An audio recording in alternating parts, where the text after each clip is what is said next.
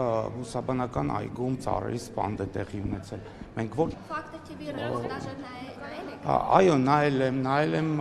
բլոգերի հրապարակած կադրեր, որտեղ երևում են կոճղեր ծառերից մնացած հատված, միգուցե նոր հատված, բայց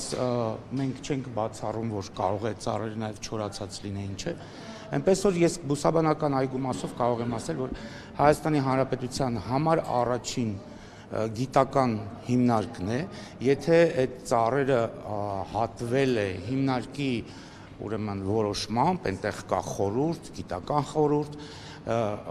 ապա որևիցե խնդիր չեմ տեսնում եւ վստահաբար կարող եմ ասել, որ այդ ծառերը հատման ենթակա են եղել։ Եթե արվել է որևիցե այլ քաղաքացու կողմից, գիշերը, չգիտեմ, մեկ այլ ժամի հաստատում է այգու գյուղատնտեսը գլխավոր հաստատում է, որ այո, իրենք են հատել։ Տնօրենը ասում է, ես տեղյակ չեմ, նոր եմ իմանում։ Ասում են փաստաթղթեր ցույց կտանք, բայց երբ որ բանը հասնում է այդ փաստաթղթեր ցույց տալու, ոչ մեկ տեղից չի շարժվում այստեղ։ Չեք վստահում մեր Մոսկվայից տված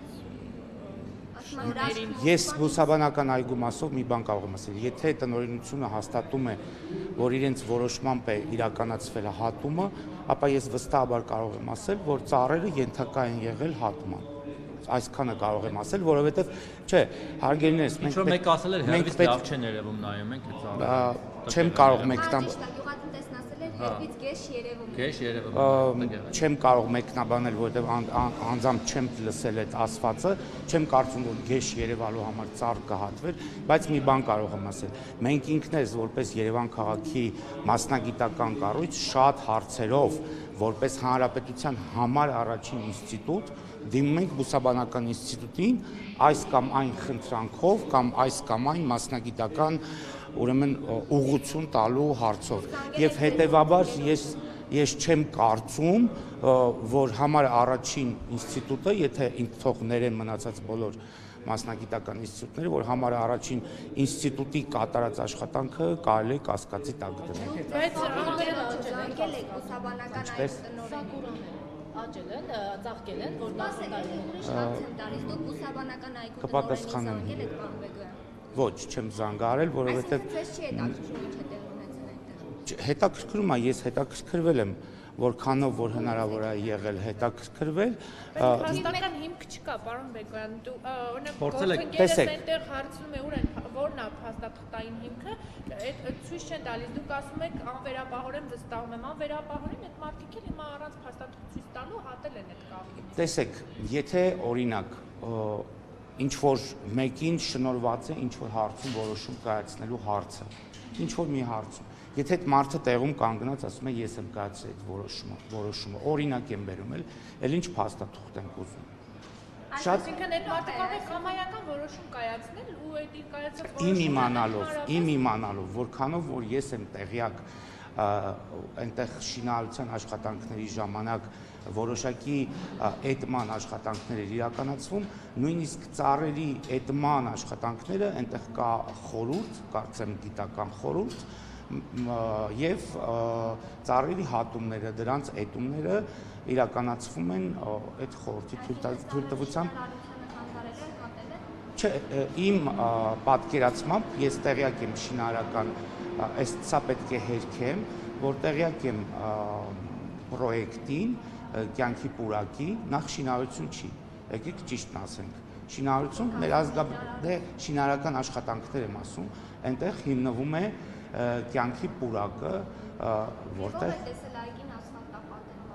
այգում ասֆալտապատում չի իրականացվել։ Ես այնտեղ բազմաթիվ անգամ եղել եմ, քանի որ պուրակի կառուցման աշխատանքների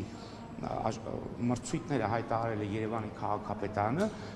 չնայած պետք է նշեմ, որ ծրագիրը կառավարության ծրագիրն է, վստահ եմ, որ այնտեղ մենք ունենալու ենք մի չքնաղ պուրակ, որը կոչվում է կյանքի պուրակ, ի հիշատակ մեր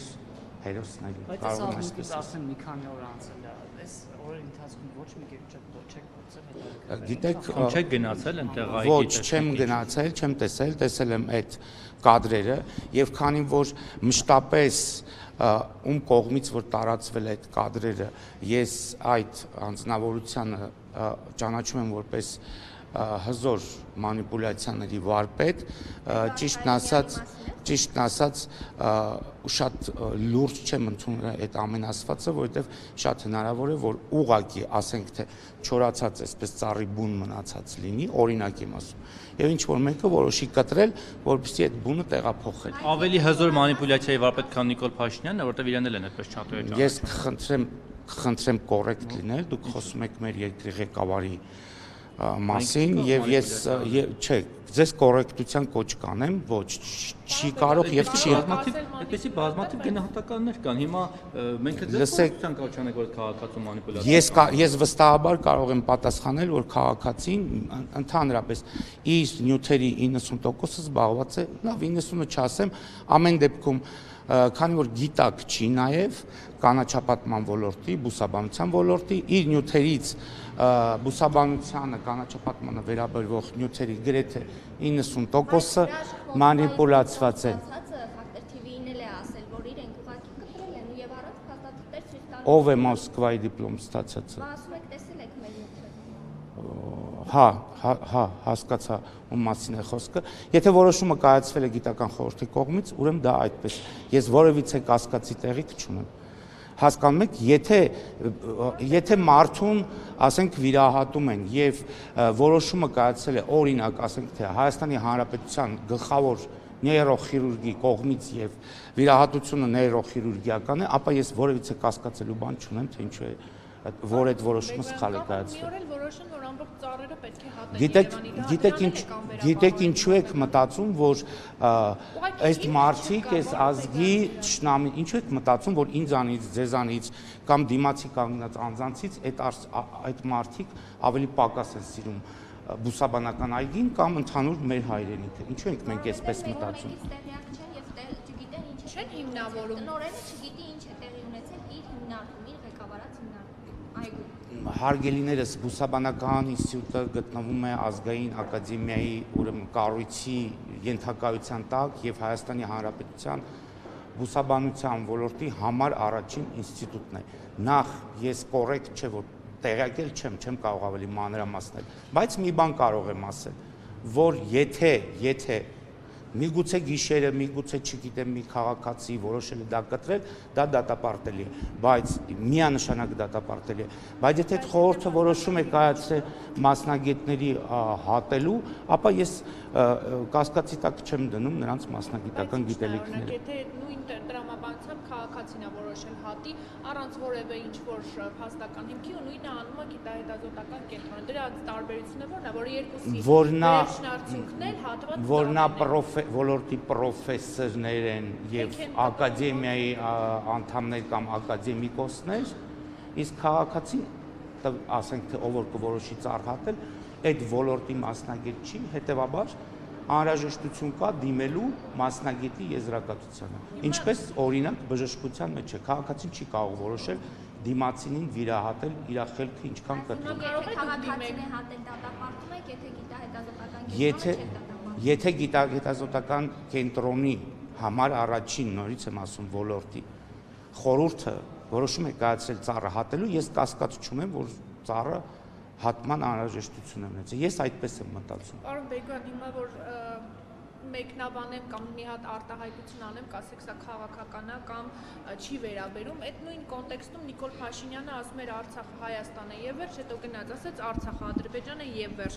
Բազմաթիվ մարդիկ չեն ընդունում այդ իրողությունը, բայց նա հանդիսանում է Հայաստանի Հանրապետության թիվ 1 մարդը, ներկայացուցիչը, գերագույն գլխավոր հրամանատարը։ Մարդիկ չեն ընդունում այդ իրողությունը, ո՞նց է դա ստացվում։ Ասում եմ, որ թիվ 1 մանիպուլյատորն է, հենց այդպեսի հայտարարություններից ելնել։ Ես ձեզ նորից կոռեկտության կոչ եմ անում, ես ստիպված եմ կներեք, բայց նորից կրկնելու հետ կապված այդ նույն վիրավորական արտահայտությունը այլևս չպատասխանել ձեր հարցը։ Չէ, կներեք, դուք Նիկոլ Փաշինյանին դրա համար եք բանանում, բայց դե պատասխանեք, այդ կոնտեքստում պատասխանեք, երբ որ դուք ասում եք թիվ 1 գիտահետազոտական եթե բժիշկը կարող է սխալվել, բայց եթե բժիշկ պրոֆեսորը կամ ավելին ասենք, չգիտեմ, ակնաբուժության համար առաջին մասնագետը կարող է վերջում որոշակի սխալ լինել, իհարկե, չի սխալվում նա, ով որևիցե բան չի անում, տանը իր բազմոցին նստած է, այդ մարդը չի սխալվում։ Բայց մենք ունենք 99% հավանականություն, որ եթե բժիշկը, մասնագետը, պրոֆեսորը որոշակի որոշում է կայացնում այս հիվանդին այսպես կամ այնպես բուժելու, մենք պարտավոր ենք հավատալ եւ իրականում ճիշտը դա է։ Հիմա դուք օրինակ սխալվել եք ձեր գործունեության մեջ վերջին օրերին, երբ որ վերջին շրջանում, երբ որ օրինակ նույն սակորաները տնկելու հետ կապված, մյուս ծառատուների հետ կապված, ձեզ շատ քննադատեցին։ Այդ շրջանում օրինակ դուք սխալվել եք։ Ես ձեզ կարող եմ ասել, ես տեղյակ եմ որոշակի հարցումների, ես գիտեմ, որ ազգաբնակչության մոտ 60-ից 70% ողջունում է այդ հիվանդ ոչինչ չանող ծառատեսակների դուրս բերումը Երևանի կանաչ տնկարկներից եւ շատ գոհ է կատարվելիք աշխատանքով եւ մի բան էլ ձեզ համար ասեմ հարգելիներս բնության մեջ հավերժ ոչինչ չկա մենք մեղավոր չենք որ ժամանակին այդպիսի ծառեր են տնկվել արագ կանաչապատելու համար որոնց կյանքի տևողությունը մի 50 տարի է քաղաքային պայմաններում եւ ցավոք սրտի լավ կլիներ որ տնկած չլինեին այդ մասերում էլ տնկած լինեին սոսիներ, կաղնիներ, որոնց կյանքը հարյուրավոր տարիներ է։ Դե հիմի ունենք, այն ինչ ունենք։ Ես նորից եմ կրկնում եւ մնում եմ իմ ասացի այսպես հիմքերում, որ եթե Երևան քաղաքում 30 տարի որևիցե աշխատանք լուրջ կանաչապատման ֆոնդի հետ չի կատարվել եւ հետեւաբար Երևան քաղաքի կանաչ ֆոնդը հասել է այն վիճակին, որ նրան անհրաժեշտ են, եթե կարելի է այսպես ասել, վիրահատական միջամտություններ։ Եթե մարդն էլ 30 տարի ինչ որ խնդիր ունենա եւ չգնա բժշկի, վստահեցնում եմ ձեզ, որ 30 տարի հետո բժշկին այցելելուց հետո 99% 90-ից բարձր դեպքերում այդ խնդիրի լուծումը արդեն հասած կլինի վիրահատական միջամտության։ Նույնն էլ կանաչ ֆոնդի հետ է եւ սա շատ կարեւոր է։ Եթե այս միջոցառումները մեկնարկած չլինեին, մենք մի քանի տարուց կունենայինք անապատացող Երևան։ Որովհետեւ այդ ծառերն ապրել են իրենց կյանքը։ Չես կարող 100 տարեկան մարդուն